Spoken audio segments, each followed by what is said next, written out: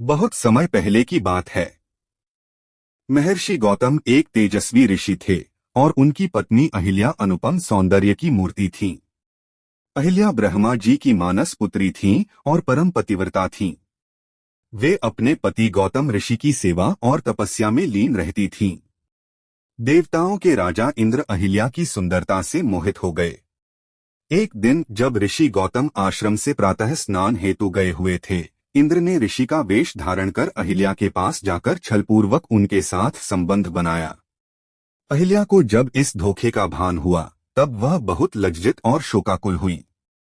जब गौतम ऋषि लौटे और उन्होंने यह सब देखा, तो वे क्रोधित हो उठे। उन्होंने इंद्र को श्राप दिया कि उसके शरीर पर सहस्त्र योनि अंकित हो जाए और अहिल्या को भी श्राप दिया कि वह पत्थर की मूर्ति बनकर वर्षों तक निष्क्रिय पड़ी रहें।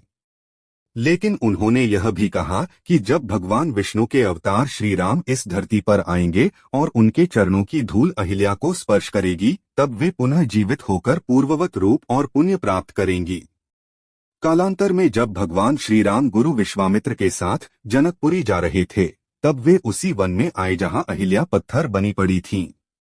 जैसे ही श्री राम का पावन चरण उस शिला पर पड़ा, अहिल्या का पत्थर रूप समाप्त हो गया और वे पुनः दिव्य रूप में प्रकट हुई। उन्होंने श्री राम के चरणों में प्रणाम किया।